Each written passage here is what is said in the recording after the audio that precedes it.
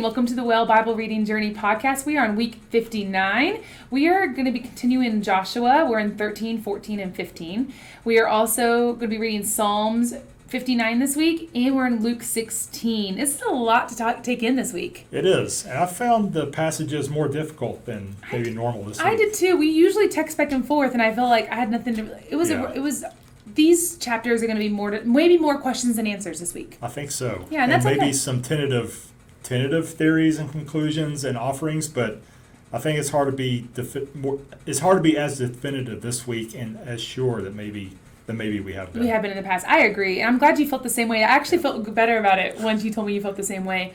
I've noticed that, I hope you've enjoyed this as well. We've been hearing different perspectives on the same passages because our series, and Sunday morning series has included our readings at the well. And so I've really enjoyed listening to David and some of the other guest pastors talk about these same passages. What about you? Have you enjoyed that? I have as well. And David Hardage, thank you for your sermons and your words to us as we start as a church a season transition between pastors. But as David talked about Joshua 10 this morning, he covered the section of course, the fight against the five armies that Israel had in defense of Gibeon. We covered that here last week. Yeah, he talked about the sun standing still, yeah? Yes, and so he got into the verses around 10, 11, 12, 13 of chapter 10 and the sun standing still. And we covered that briefly last week. But it was interesting when David covered it this morning. It reminded me of something I had looked up over this last week after our podcast last Sunday to try to understand more about some of the perspectives of what was going on with the sun standing still. I found this one really interesting article. We'll post it in the show notes, but it talked about from a astronomical perspective, some astronomers and historians have linked an annular eclipse to this section of the biblical reference in the Joshua story. An annular eclipse is where the moon passes in front of the sun, and so both can be darkened, or there's a ring of sun around kind of the full orb of the moon, but the rest is dark. And it's relevant because in some of the language in 12 and 13, it uses the word behind stood still. It's damam, D-A-M-A-M, in the Hebrew, and it means can stand still, but it also means quieted or rested or be at peace, in the sense that if the sun is not giving off its light, it's quieted, or if it's at rest or at peace. That could be a way for the ancients to be speaking of an eclipse. So Not definitive by any means, again, just like some of our discussions of the word harem and what it means to be devoted to God throughout the early chapters of Joshua. All of this is tentative conclusions, but I think it's important to throw that out there. Yeah, it is interesting because we said, whether that be an actual thing that happened or poetic, right. This seems to be thinking maybe it was something that actually happened, but their language to them, the sun was standing still in their minds. And it just comes down to the Word of God happened. It's just sometimes we have to dig deeper than our superficial English translations, and not that our English translations are superficial in their quality; they're very deep. Right. But we can't always get to what the original Hebrew writers were intending to communicate, especially to the context that their audience would have known.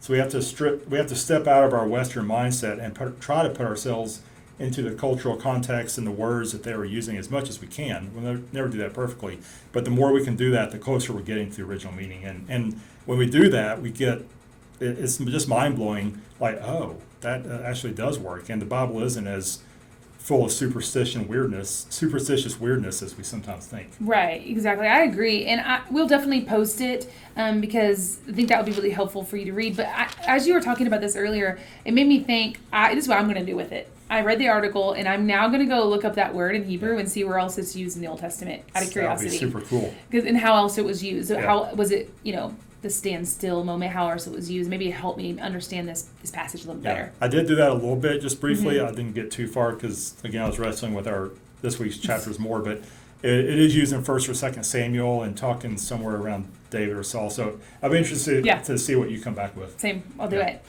For this week, we're going to start in chapter 13. Joshua is advanced in years, God says. And I was like, you old.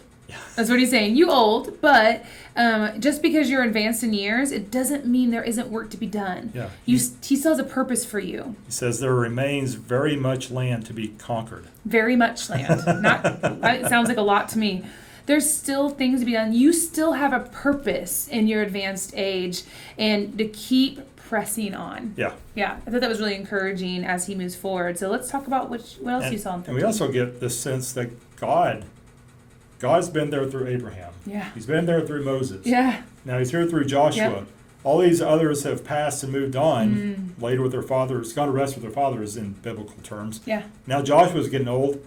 God's still here. He's like, I'm waiting for the next guy. Yeah, and there's still so much to be done. There is. Uh-huh. And there's so much to be done that we spend really the rest of Joshua kind of setting up for the rest of Israel's story. The book. Sorry, you were saying 13 through 22 kind of fits together. And Yeah, you're going to kind of help us understand that. So chapters 13 through 22 of Joshua start to form this one literary unit. And it actually forms a chiasm as a whole. And I'll get more into that next week because the sinner is in chapter 18. I don't want to spoil it too much. Save it. We'll save that. But the fact that starting at 13 and we'll get into this in 14 with Caleb and chapter 15 with Judah this week, they start to allot and apportion the land to the various tribes. And we'll post a map here, and by the time we're done with chapter 12, we'll post a map here that shows all the lands that have been conquered by Israel and kind of the shaded areas that we've conquered so far. And then in 13, 14, 15, and following through the end of Joshua, we'll see the apportionment of God's grant of the promised land to the various tribes. And you'll see in the second map that we post, it's not going to be, it's more than just the lands conquered, it's also the ideal places and towns and borders that God has given to Israel as inheritance. But it's up to the tribes, now that Joshua is passing on, it's up to the tribes and their leaders themselves to finish the conquest task and to finish claiming their inheritance for themselves. And not all the tribes are successful in doing this because we know that Israel historically didn't fill the land, all the land borders that you'll see on the second map. Some do, some don't, and it's interesting how, God gives a call to his people, and even today it's up to us to live into that call and fill that space. You're right. And talking about them not doing that all the way, it talks about these two small tribes that they do not go in and conquer. I think it's in verse 13. Yeah. Read 13 for me.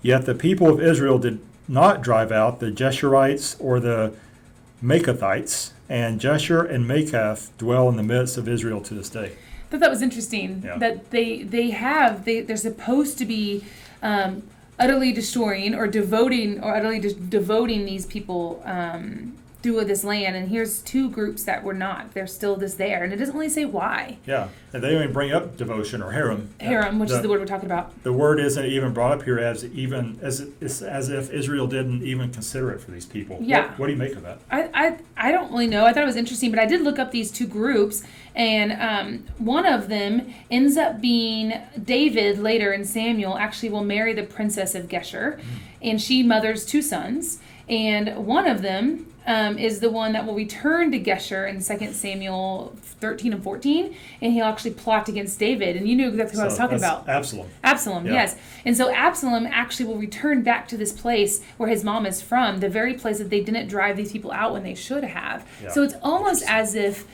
their disobedience and not following out harem, whether that be devoted to or destroying them, either way, it comes back to harm them. And famously, if you haven't read the story of 2 Samuel yet, Absalom is the one that rebels. It's David's father. He rebels against his father. Yeah. And he leads a full-on rebellion against David. Mm-hmm. And David has to fight to reclaim the rebelling parts of Israel, and has to kill his own son. He does in the end. So and he goes back to this very place. You're right. This disobedience lays seeds for later rebellion. Absolutely. That's what I think too. And division. Yeah, and I've read that story in 2 Samuel many times, but I never really put it back to like it's from this moment And of I disobedience. definitely here. have not. So Yeah. you found the seed here. Interesting, huh? And then we go finish 13. We get Reuben's portion, we get Gad's portion, we get the half tribe of Manasseh's portion, and then the second time in this chapter we talk about the Levites. Yet again, it's like 3 times in this section the Levites are mentioned. Yeah, and we find it in chapter 13, verses 14 first. 33. Yep. Okay, so you found first, it in 14. And then you have it in verse 33, and then we 33. have it in 14 again. So it's mentioned 3 times in this section. Yep. And what's fascinating about that to me is I was reminded that, okay, why do I have to keep reminded over and over again? Well, it's because they're the only group that didn't get an inheritance. Yeah. And it's like, remember, you got the best inheritance of all. You got God himself. What better is that? And I was reminded of myself this week. Where is it in my place where I want more? I forget, like, I want this or I want that. And I'm like, no. I already have everything I need. I got all of him, you know? And I think this is a reminder over and over again. Like, you get all of God. You don't need this land. And it's 3 times. Yeah. And it's interesting to me how it's progressive. At the end, in chapter 14, 4, for the people of Joseph were 2 tribes, Manasseh and Ephraim. And no portion was given to the Levites in the land, but only cities to dwell in with the pasture lands for their livestock and their substance. Yeah, it's the first time that's mentioned. In Joshua, it's the first time the pasture land and the cities are mentioned. Yeah, on the 3rd time. I think you mentioned earlier when Moses was talking about Yeah. the inheritance of the Levites, Yeah. they were prophesied or instructed to have the pasture lands in some cities. So that is our 13. Shall we move to 14? Yes. Let's. So now we're done with, this is the east side. This is what y'all are going to do. Yeah. Let's move to the west side inheritance. Yeah. And who's first? But Caleb. It makes Why sense. The tribe of Judah. Yeah. They get to go first, but why do you think they went for? You said why not, but why do you think so? Well, even before we get to Judah, we get to Caleb, right? I mean, it makes sense that Judah's going to be the first tribe because going way back to Genesis, Judah's the one that saves, in a sense, he saves Joseph and the rest of the family. That's right. Because coming out of his tryst with Tamar, he goes and vouchsafes for Benjamin. Yep. When Benjamin is called by Joseph to be sent to Genesis, or to be sent to Egypt.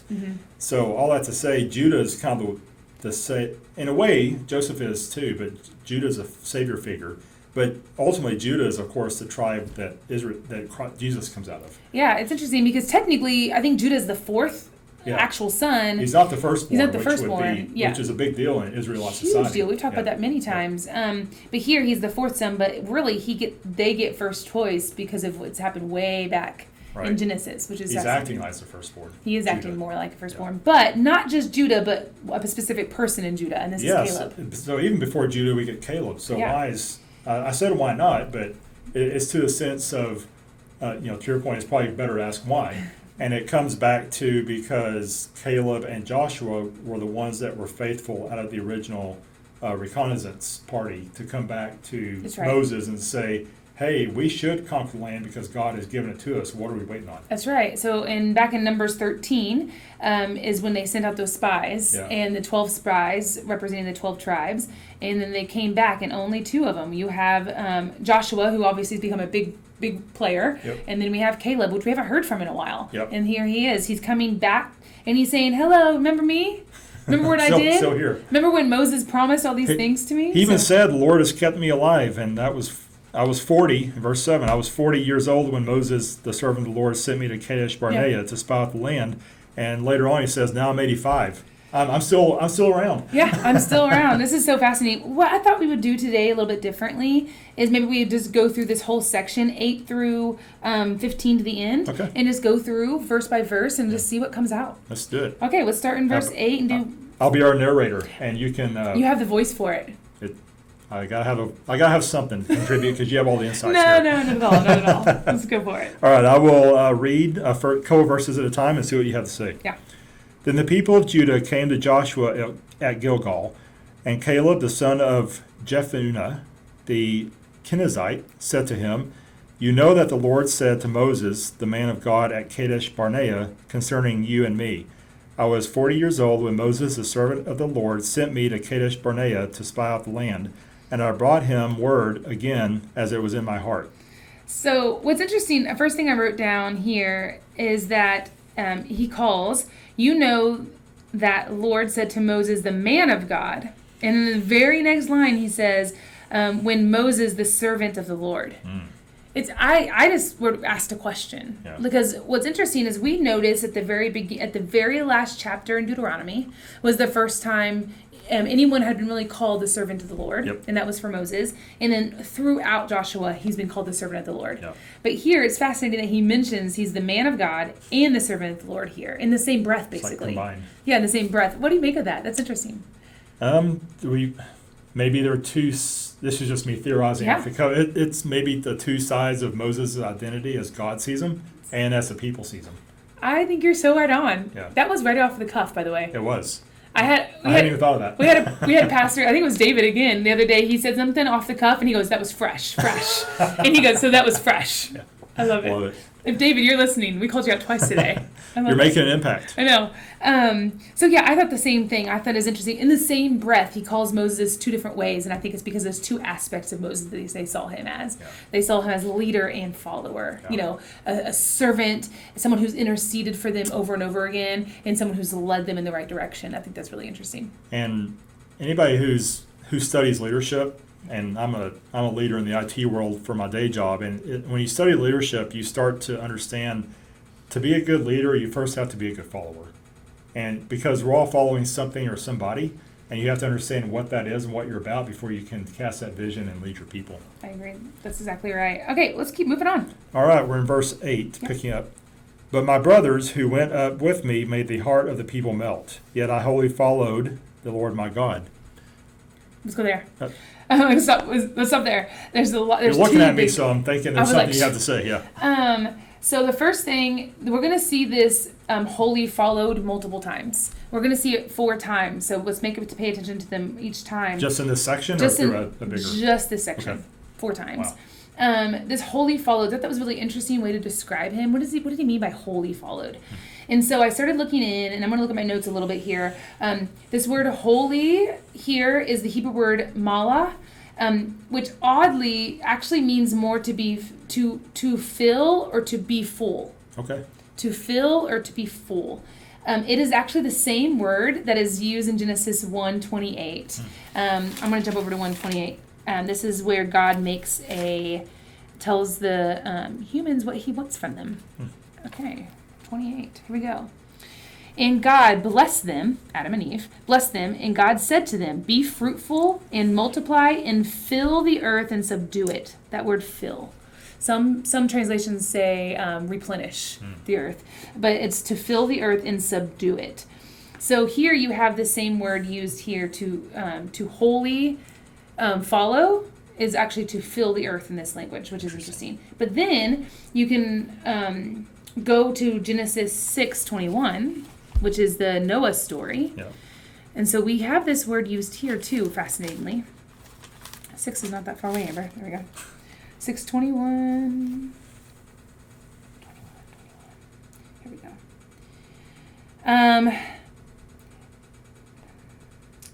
This is where it talks about that I don't have the right reference here. It's not it. Anyways, it's where God tells Noah that the whole earth has been filled with wickedness, filled with violence. Yeah. And that word "filled" is that same word again, which is interesting to me that the same word is being used to fill the earth and multiply it because God wants us to blessing, and yet it's being used here as a cursing. Like the land has been filled with cursing and wickedness instead. Same word used. So that's the same word, which I made a theory out of it when I looked at those two things. But I think what maybe possibly Caleb is trying to say here with him saying, "I've been wholly following you this whole time." I said, remember that God's people were there, were asked to go into this land to bless it, right? To fill the earth and to bless this new promised land.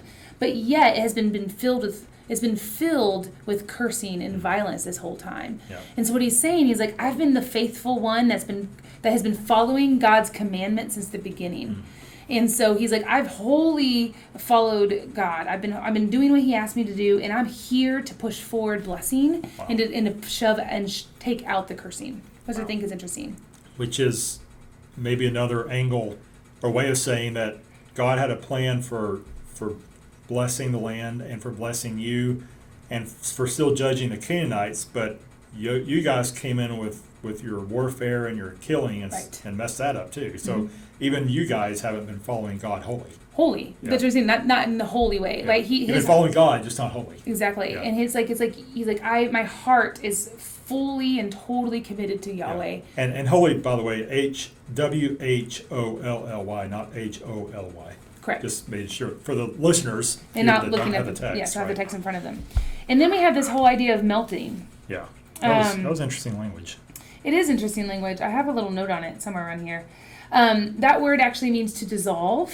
More specifically in the Hebrew, to dissolve away. And it's this idea of like being faint or fatigued with fear or grief. It can also mean be completely discouraged, like so discouraged, which is the language that we see here. It's like this fear and discouragement.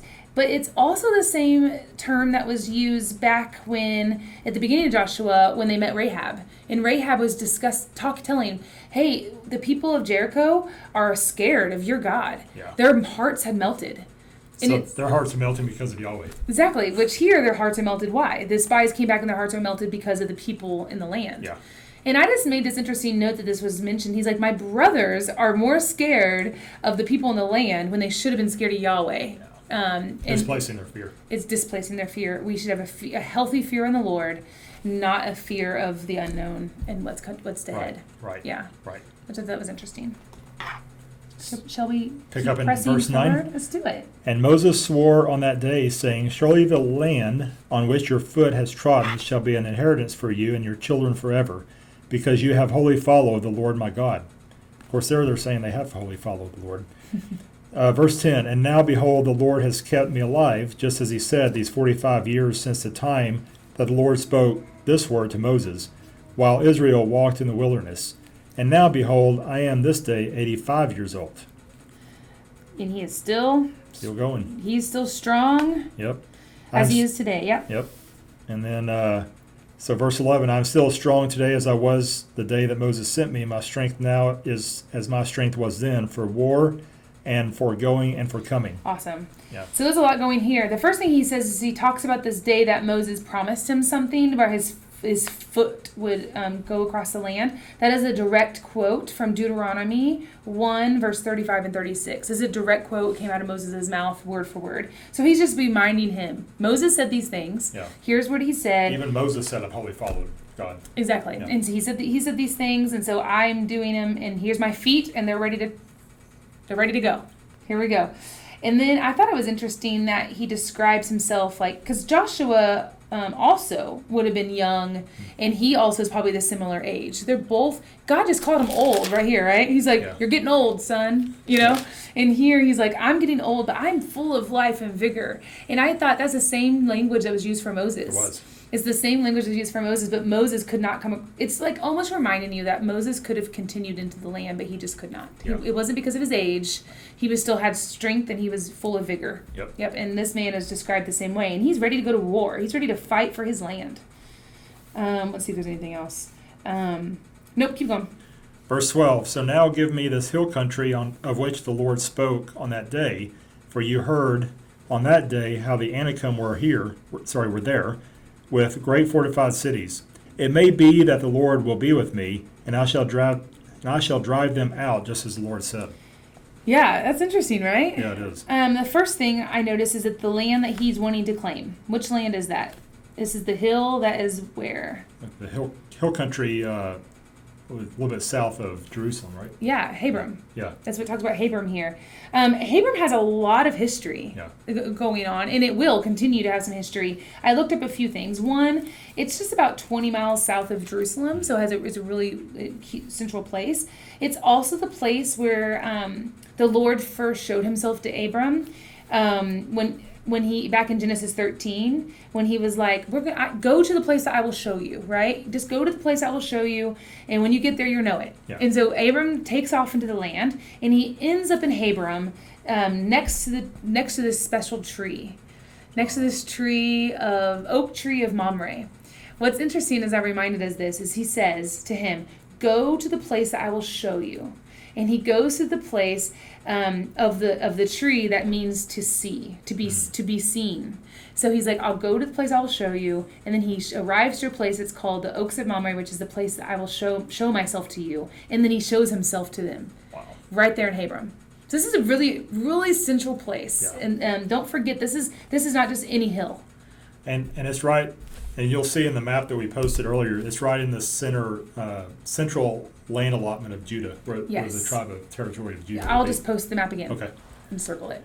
and Caleb will have that spot right in, and his descendants will have that spot right in the center. And you know what? The oak tree could still be there. Yeah, good. I keep mentioning there's going to be important men making important decisions on top of hills near trees. I keep saying this over and over again, and here's Caleb re-entering that place again. I think it was week 1 you said trees are characters in the Bible. I have said it since week 1, and we're going to continue paying attention. Here's some interesting things about this continuing.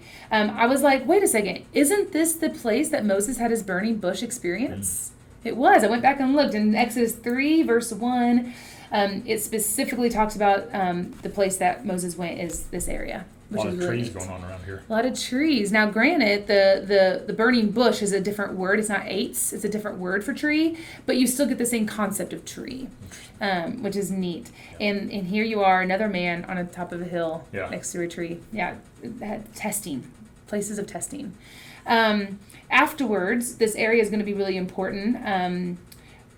This is where a lot of people end up being buried. We talk about, I have a list of them. We have Jacob, Rebecca, Leah, Abraham, Isaac, Sarah. They're all going to be buried in a cave in Hebron. So Caleb is picking a pretty important place here. Yeah. I don't know. It's not a direct tie, but so many stone piles we've highlighted through the first chapters of Joshua, and now we have a indirect reference to stone piles again. Yeah, it's the cave. Yeah, that's interesting. I don't know. I don't know what to do with that, but I like it. For your consideration. This is the place that in Numbers 13 is described as the Valley of Ishkro, which is the place where they found all the grape clusters. Okay. So this is the area that has all those big, giant grape clusters. I think Eschol. Yeah. Eschol. Yeah. I was close. I'll take it. It's all good.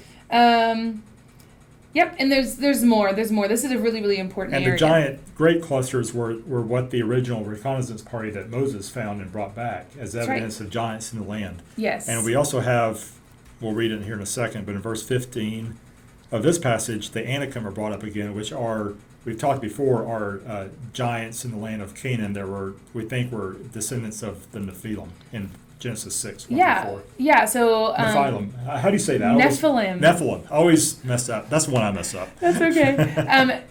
Their ancestry actually goes back to a group that we're actually going to see referenced in chapter 15. And their names literally mean the long-necked people.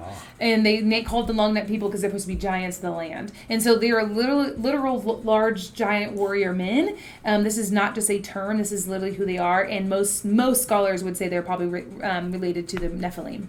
And it's interesting. 6. And I think we've called this out before, but again, we have giants in the land that are being flooded with the judgment of God's people rushing in. Yeah, exactly. Yeah. God's people. I love it. Let's keep moving. I love it. I think you're on 13. Mm-hmm. Then Joshua blessed him, and he gave Hebron to Caleb, the son of Jephunneh, for an inheritance. Therefore, Hebron became the inheritance of Caleb, the son of Jephunneh, the Kenizzite, to this day, because he wholly followed the Lord, the God of Israel. That's the 4th time it's mentioned. Last verse. Now the name of Hebron formerly was Kiriath Arba. Arba was the greatest man among the Anakim, the race of giants, and the land had rest from war. Interesting, right? This is the second time we've seen this rest from war. We actually saw it last week's reading in chapter 11. It was at the very end of chapter 11. It mentioned that the land having rest from war. What do we make of this land needing some rest? It almost brings me back allusion-wise to the Cain and Abel story where the blood of Abel poured into the land and the land cried out. The blood and the land cried out to God. Yeah, I agree fully. My first instinct was to think that this had to do with the rest, had to do with Sabbath rest. So I looked up the word. It's not the word Sabbath that we get Sabbath rest from. It's actually a unique word that the very first time it's ever used is in Joshua 11 and here in Joshua 14. Is this word rest? It's actually pronounced S-H-A-W-K-A-T. Shakat is how you would pronounce it. It means to calm. It means it's like this ideal situation, going back to the ideal land. I kind of got this sense, same as you did, Craig, where it's almost as the land. Remember, we humans, we came from the land. Yeah. So the land in Hebrew is Adamah. So it's Adam with an A behind it. So Adam, mankind, came from the Adamah, which is land, the ground. And then it's almost the sense of we're called land people. We are land people. Yeah, we're land creatures. Yeah. Right in the middle of Adam and the word land is the word dam. That is the Hebrew word for blood. These three things are very, very much connected and created. So what happens is I think it's like this idea with the land where we originally came out of the land. We came out of the Adamah. That humans came out of it, and we are full of life and life-giving blood, Dom. Here we see a land that has been bloodshed. The Dom has been going back into the ground. So man has been going back into the ground, but because of the evil of the people, because of violence and because of destruction and because of disobedience, not because of blessing. Wow. And it's human doing. It started with Cain and Abel. It's the first time we see it, like you said. And here we have it's almost as if the more the blood of man is re-entering to where it came from, right? We go back into the ground it came from. The land is being cursed because it's by human doing and not by God's doing. Wow. And it's almost like the land needs a rest. It needs a break. It's cried out enough. Yeah. It needs a break. Fascinating. And I wonder how that correlates to Jesus being a blessing when he's buried and he descends. That's what it says. He goes. There is. We always talk about how he goes down and into the earth. Into the earth. Yeah. There's a reason we do that. It's because he's going back and then coming up out of the land once again. So again, the great Redeemer redeeming even the land, even the creation. Even creation. Yeah. Our land creatures. Yes. Are having to be redeemed. Interesting. Mm-hmm. Yeah. Wow, that's deep. That is some interesting stuff in 14. Let's do 15. Is there any 15 is some more allotment of land? Yeah, so we have all of Judah. Judah's allotment is covered in chapter 15, and I don't have a lot to say about this, again, mostly because it's a long list of borders and cities. Archaeologists have not found all these cities, so some of these might have come and gone since modern archaeology started. So that's interesting. It's not to say they didn't exist. They did because they're listed, but we don't know where all these are. So it's a list of several dozen cities, right? And it just shows Judah, along with the rest of the tribes, had very real land at a very real time in history. They were very real people on the earth. And what's funny about chapter 15 is right dab in the middle of everything you just said. Here's a little Caleb reference again. That too. It's like just kind of stuck in there. And we talked about a little bit about this, but I just thought it was interesting that he's like, all right, anyone that's willing to take these people on and destroy them, I'll give them my daughter. And his older brother, I think it's older brother, it just says brother. I don't remember if it says older brother. He's like, I'll do it. And so he ends up being her uncle and his brother. And then she says, hey, I want this really nice land that has all these springs. So to do that, she gets on her donkey. Why is this on here? That's what I'm thinking. Why is this here? There has to be a reason it's here, and I just can't figure it out. So you have her come up off of her donkey and ask her, hey, Daddy. Yeah. Your brother, my new husband, wants this land. Can you give it to us? That just seems, why wouldn't he ask him himself? That seems like a man thing to do. Man to man, right? You would think. Especially in this brothers. Culture. Yeah, in this culture, like you're the same tribe, you're from the same family. Right. Not only the same tribe, but same immediate family. And you wouldn't just say, hey, thanks for your wife, my new wife. Yeah. By the way, we want this land. But no, she goes, hey, Daddy. Yeah. That's weird to me. Give me some land.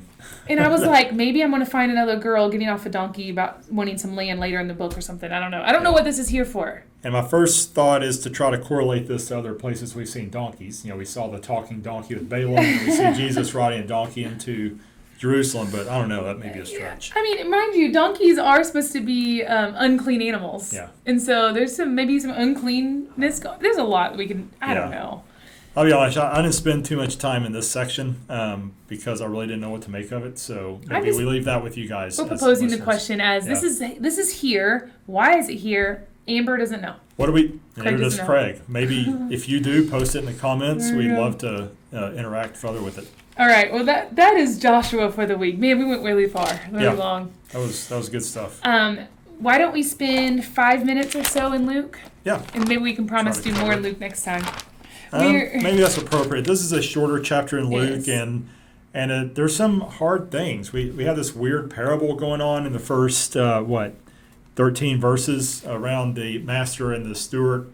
Generally, when there's parables of the master and the steward in the Gospels, it's usually of God and Israel, right? God is a master and Israel is a steward. But in this one, we get this weird moral dilemma going on where the master tells the steward that you've messed up my accounts, or implies that he's messed up the accounts, so he's going to fire him from his money management job. And then so the steward goes out and talks to all the debtors and kind of reworks their deals, the amounts they owe. So let's redo your contract. And in the end, the master says, "Hey, great job. You've done some good stuff here. You're scratching your head." It seems like there's dishonesty going all the way around, but yet at the end, the master, who's supposed to represent God, is telling the steward, who's supposed to be Israel, "Hey, you did a great job." So what do you make of that? Yeah. And then you get divorce and remarriage words in verse 18 here. Why is that stuck in the middle? Yeah. And then we move on to the rich man and Lazarus at the end. And so, do you have any thoughts about the whole structure of 16? I have a couple. I just wanted to see what you thought. Yeah, I wrote down, this was a tough week for me. I'm trying to figure it all out. The first part I wrote down, okay, there's a rich man that's being dishonest, and then I see some heart problems in the middle, and then we have another rich man at the end. I thought, okay, there has to be a chiasm here with the heart problems in the middle. And so I think even though it's really short, I think the main focus is supposed to be that middle section right there with the law and the kingdom of God. Is that middle part of that chiasm there? Yeah, I think so. And in my theory, I haven't counted these down to be sure that this is the exact middle, but like you got a very Jesus and gospel-centered teaching in verse 15 here. And he said to them, "You are those who justify yourselves before men, but God knows your hearts. For what is exalted among men is an abomination in the sight of God." Yeah. And he's talking to the Pharisees and saying, you guys who think you have it figured out and you think you're following the law, but you're missing something that God is seeing what you're doing as an abomination, and you need to get back to the heart of it. So what I hear you saying is we have these two parables kind of around rich men. We have this thing that the chiasm seems to be pointing to this heart problem that you just said. Yeah. And then you have this random divorce and remarriage. What you're saying is if we pay attention to the chiasm, that means the divorce and remarriage part also has to do with the heart. Yes. Is what you're assuming. That's what I'm hearing you say. Yeah. Tell us more about what you think there. And I think when you put those two things together, we're talking about the heart in verses 15 and 16. And how he brings in law and the prophets in verse 16 and talking about what does it look like for the kingdom of God to come before us and to fill the heart, and we get into divorce and remarriage there in verse 18. Again, we get this sense of what is the heart feeling towards those that you're supposed to be faithful towards, right? And how are we responding to those around us, right, in the kingdom of God? So I start to take that center and construct around it this theme of faithfulness that I think carries throughout the entire chapter. And if you cast that back into the first parable of 16, verses 1 through 13, about the parable of the master and the servant, and I did go to N.T. Wright to confirm some of this, and he agrees. Not that he talked to me directly, but in some of his courses. He'll say he's not, again, this is tentative on his side too. We don't want to be too dogmatic about this, but we think in the first parable we're saying if this chapter is about faithfulness, what is going on in the first parable is Israel is being called to find ways to live at peace with its neighbors and to carry out its faithfulness to the covenant with God, to be a light to the nations, to be a kingdom of priests to the nations, and to show to the nations around them what God is like. And to do that, sometimes you might have to be like Judah and Tamar in Genesis, where That's right. you called it righteousness, and we Yes. struggle with that when Tamar, who slept with Judah, came Yep. and said, "Hey, Yeah. I was a prostitute you slept with," and He and calls Judah her. says, Yeah, she's more righteous than I. more I've righteous been." than I. That's right. And so, in that sense of right relationship, right living with those around you, That's right. this would be a call to Israel to be in right relationship with their neighbors. And then you get into the rich man and Lazarus parable, and talking about faithfulness from that perspective. We usually as Christians like to say this is a view of heaven and hell and the afterlife. It's not. It talks about Abraham's bosom, which one is a very Jewish way of talking about the afterlife. And we talk about Sheol, which again is a word that the Jews would have used for the afterlife. But it's getting to the sense of the law and the prophets towards the end of that parable weren't enough for the rich man in this parable to understand. And Abraham's saying, it wasn't enough for you. It's not going to be enough for your family and friends that you want me to send Lazarus to preach. And so then the rich man says, well, send somebody from the dead. Then they'll surely believe them. And of course, the punchline is, if they don't believe the law and the prophets, if they don't believe Moses and the prophets, they're not going to believe anybody, even if they're raised from the dead, which is, of course, Jesus. Right. Right. So, again, So you're not faithful to the covenant call, Israel, the Pharisees. And by the way, none of us would have been. This isn't to try to cast dispersions upon Right. Israel or the Pharisees. They were being as any human would have been in that situation. That's right. We're unfaithful every single day, That's right. even as Christians. Yes. And so I just wanted to say that as well. But the point here being that humans are not going to be faithful even if somebody is raised from the dead. Jesus is raised from the dead, and yet we're still not faithful. We are only saved because of his faithfulness. That's right. Ooh, that's so good. You're like preaching now. Yeah, I'm going. He's preaching. I have nothing to add. You had Joshua, I've got Luke. That's right. That's right. But you gave me way more time in Joshua, so thank you. Well, that's awesome. I want to say that I think what my heart was this week, although when I read through this, I feel a tension of where I feel like I have to all figured it out because I'm doing this podcast and I'm supposed to help you figure it out.